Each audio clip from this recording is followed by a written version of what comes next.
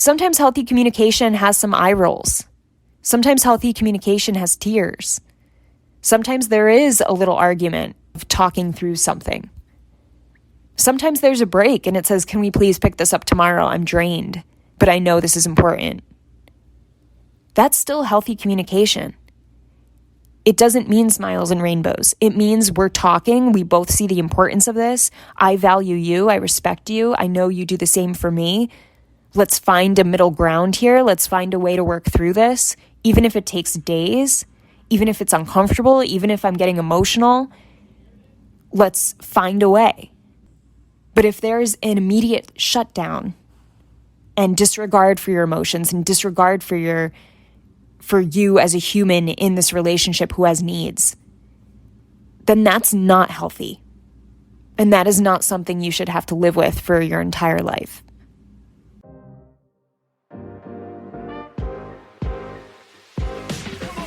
Welcome to What I Love About Sex, where some incredible guests and I, Steph Kanowski, will be bringing you the tools for improving your sex life with topics such as sex issues with your partner, sexual self-confidence, premature ejaculation, sexual shame, masturbation, sharing your fetishes, orgasmic pleasure, and more. Sex is still so taboo, and I personally believe that by improving our understanding and communication skills around sex, we can enhance our own self-pleasure as well as deepening our long-term romantic relationships. So listen in, try to stay open-minded, and let's get started.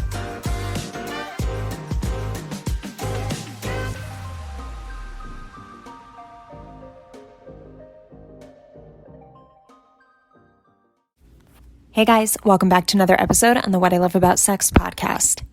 Today's episode is about what I believe is the number one skill set in being the strongest, most confident communicator you can be in your relationship and relationships. We're not just talking sex here, we're talking all of your relationships, but especially your sexual relationships. So before I dive into it, don't forget to leave this podcast a rating and review. I would really appreciate it on iTunes and or Spotify. Thanks so much to you guys who've done that. And let's dive into this topic.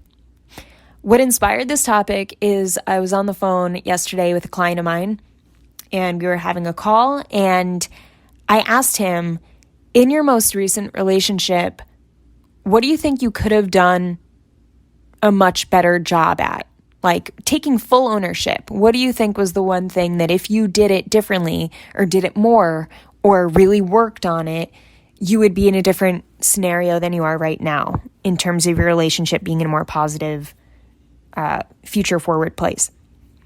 And he said, honestly, I realized that I started asking a lot more questions, but I wasn't asking the right questions. And I was like, oh shit, like that's such a good point.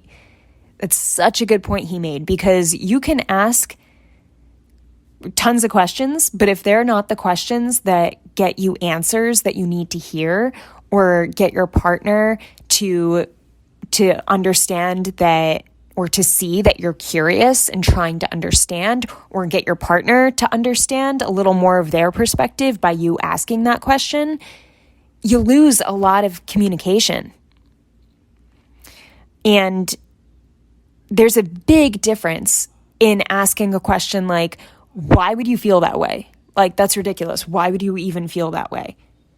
Than you would asking a question like, oh, that's interesting you feel that way.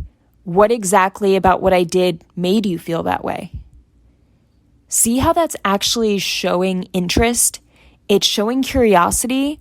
It's showing that you can not be in defense mode constantly, which is where we all want to be when we're in a conflict, right? So it shows that you're opening up the conversation. Of course, tonality plays a big difference too, or plays a big role in the way you ask things and the way you converse in general.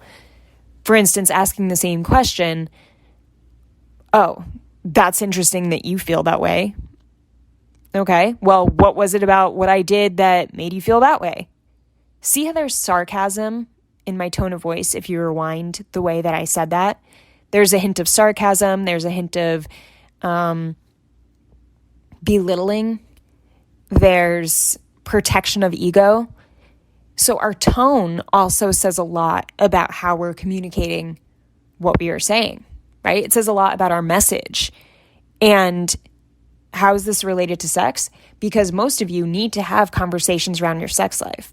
And what I've been saying a lot recently is that if you're more afraid to talk about sex than you are to have it, you're in big trouble because you need to be able to talk more about sex than you actually have sex. That's what will determine a comfortable, healthy, long sex life between you and your partner or partners.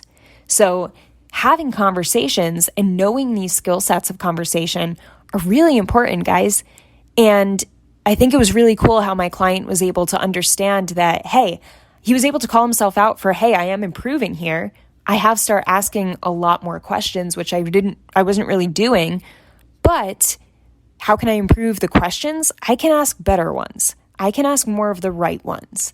I can ask questions that actually get the conversation moving forward and get both of us curious and wanting to find a solution versus asking the types of questions that maybe shut my partner down or protect my ego. And it's just, I think it's like the best. I don't know.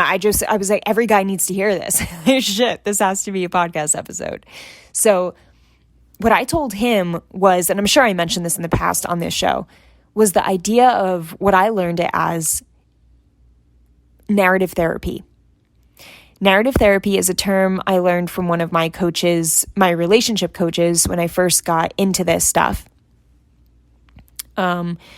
And what it means is you're taking the words of the person speaking with you, the person communicating with you, the person in the conflict with you, and you're taking their exact words and you're turning it into a question. So what a lot of us tend to do, and my client also called himself out for this, which I thought was fucking awesome. He was like, you know what, I also need to do less assuming, he said.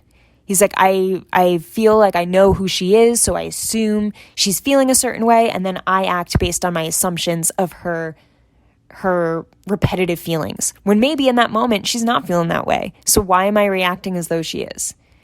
And that takes a lot of self-awareness to get to the point of being a guy who's like, wow, like I'm making assumptions. I need to back off of that, and I need to realize that it's okay to ask questions that may feel dumb in the moment, and a lot of you may feel that way. That's why we all are likely to make assumptions, because we don't want to feel stupid. We don't want to be like, oh, you sound frustrated right now. Is that true?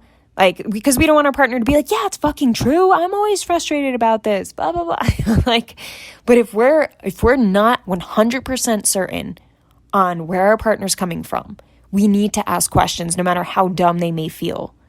And if you have a partner who respects you and loves you, then no matter how dumb your question may feel for you, trust me, they will appreciate it and they will accept it with open arms if they're a partner who actually wants to communicate with you and discuss things and get to the bottom of things and find solutions for things, and a partner who loves you. And trust me also that it feels much more stupid to us than it does to the other person. Because if I had a guy ask me, a guy who I cared for and who I believed truly cared for me, if he asked me like, you seem sad right now. Like, how are you feeling right now? Am I right? I wouldn't be like, oh, you fucking idiot. I'd be like, yeah, I am sad because you said this and that really upset me. It made me sad. I would appreciate that he's calling out my emotions. I would really appreciate that he's noticing how I'm feeling and showing that he cares about that and showing that he's trying to understand it more. That's love. That's good communication. So we can't just assume things. We can't just ask questions that belittle our partners.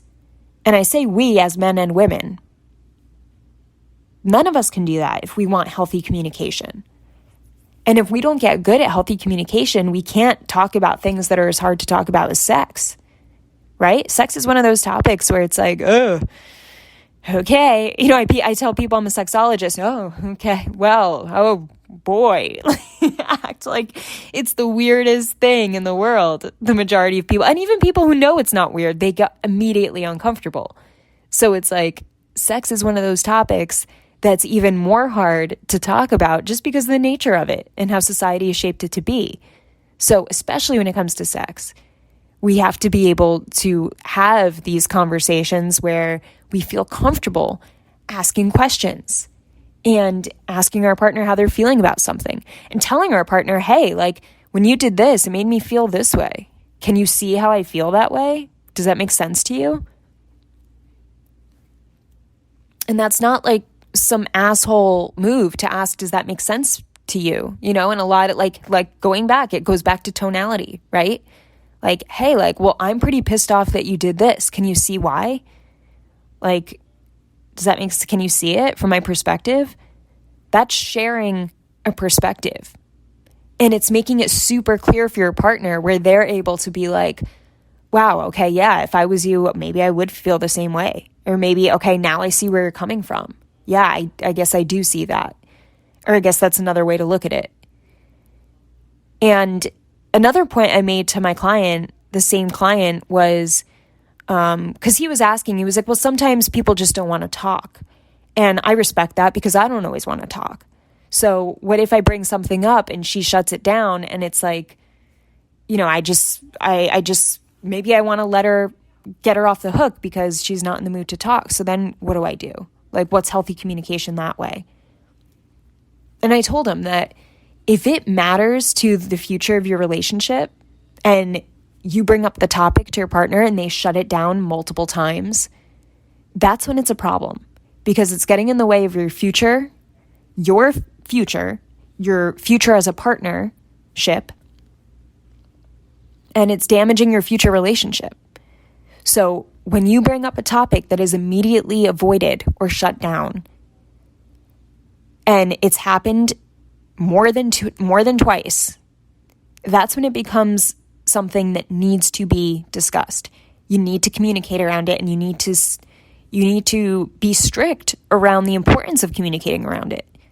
You can't just let these things go. And I see so many guys just let these conversations around sex with their wives who aren't having sex in 20 years because they bring up the same conversation and they do it the same way and she has the same reaction and she avoids it, and then they just allow the avoidance to happen and do nothing but feel resentment and hurt and shame and embarrassment and frustration and anger.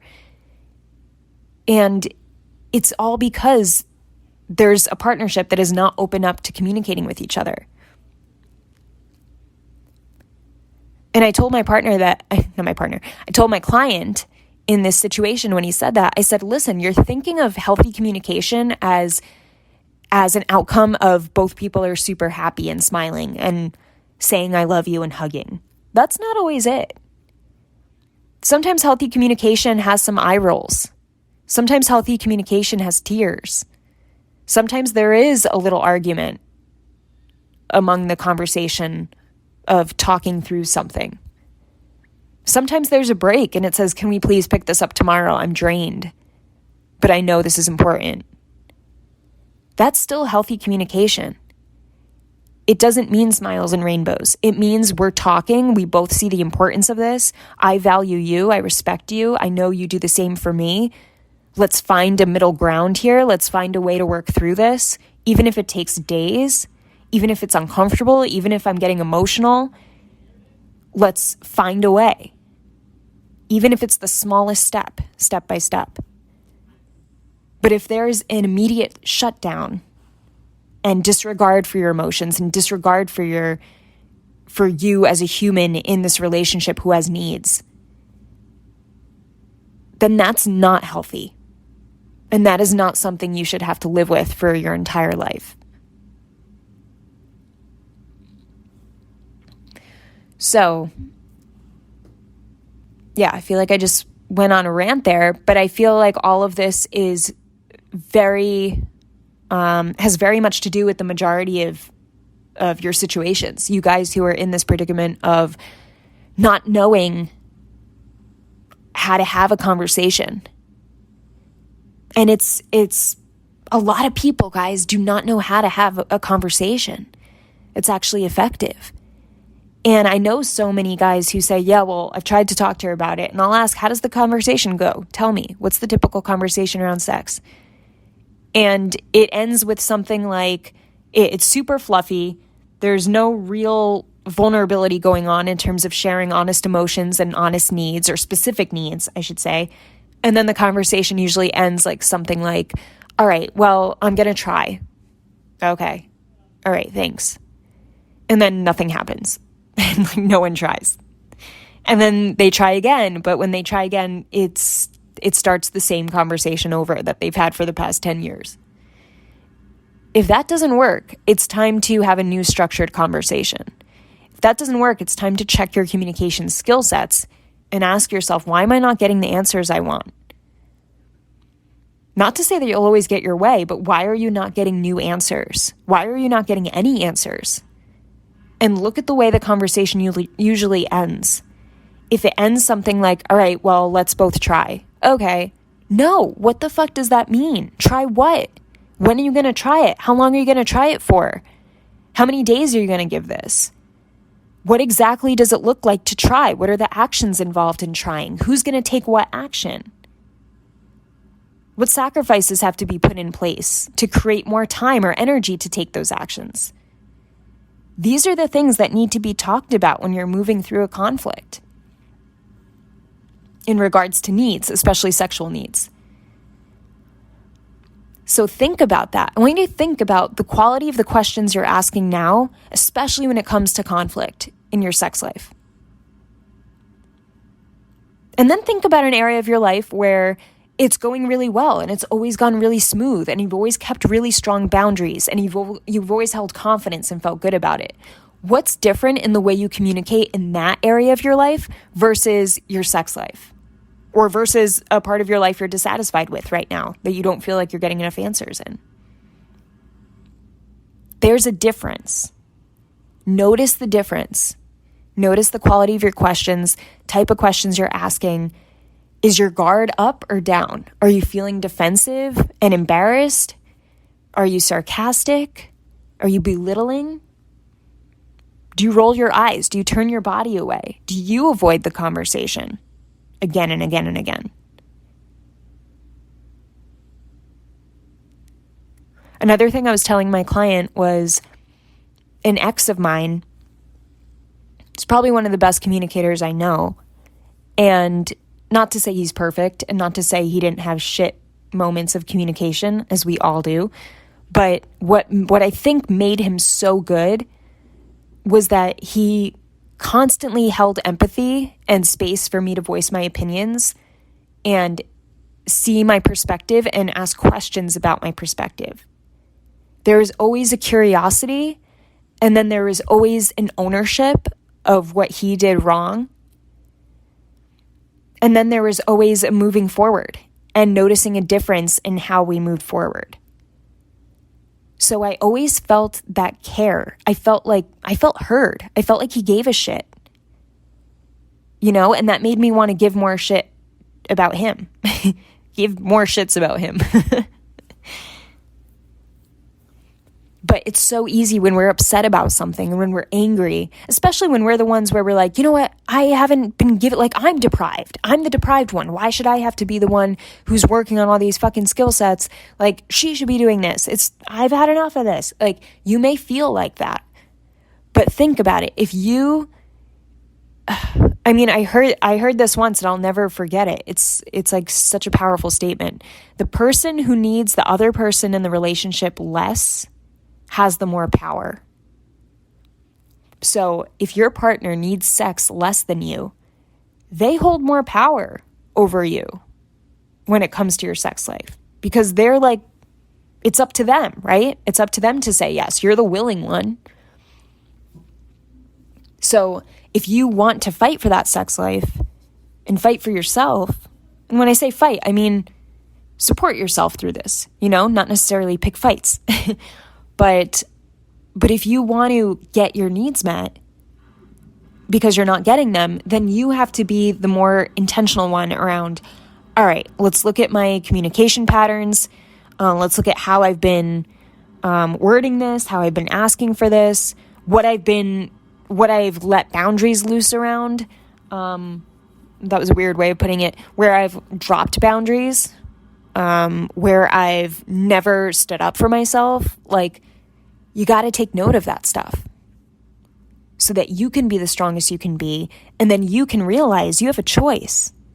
You have a choice to live this way. You have a choice to walk away. You have a choice to try and change things. And you might as well try and change things before you walk away, right? So the changing things has to do with looking at your skill sets and improving on them. But communication is huge, guys. And communication is like the biggest thing that will get you a healthy sex life, because you need to be able to talk about sex. You need to be able to express yourself. You need to be able to read your partner and respond to what you read. And conflict will always be there. Conflict is in every single relationship. It's always going to come up. You're never going to be free of conflict. And what one of the top, if not the top marriage researcher and therapist in the world, John Gottman, one of the best, he said that the number one indicator to longevity in a relationship is how couples handle conflict and how quickly they move through it. And they don't necessarily, the couples who make it longest, who are happiest, aren't necessarily having less arguments or less conflict, which is pretty cool. It's how they deal with it. It's how they move through it together as a team. And those of you who feel like, all right, well, I don't feel like a team with my partner right now. Like, yeah, that sucks. And that's hard. It really is hard trying to create a team with someone who's avoiding you or running away from a topic that's really important to you that you value. Or maybe they used to value it and now they don't. So it's like, fuck, like, what do I do now? You know, that is really hard. But it's worth trying to do something about. And you have to remember that by you improving on these skill sets and getting good as a communicator is a way of standing up for yourself and your needs and showing your strength and conviction for this relationship and for what's important to you. And it will be uncomfortable, but it will be worth it. All right, guys. I feel like this was a very serious episode, like very intense. I feel very intense right now. But I hope it speaks to you. And yeah, I wish you the best. I hope you know that I am here to help you. There are ways of working with me, and you can always reach out to me, apply for my coaching. My email is info@stephanieganowski.com. So feel free to send me a message if you're struggling with something and interested in working with me. I'd be happy to help you. So that's all for today, guys. Have an amazing morning, evening, or night, wherever you are in the world, and I'll talk to you soon. I hope this episode helped you. If it did, I would love for you to leave me an iTunes review. It would mean the world to me. You can also screenshot your favorite episodes and tag me on Instagram @StephGanowski. And before I go, remember, your sex life is as good as you make it out to be. Until next time.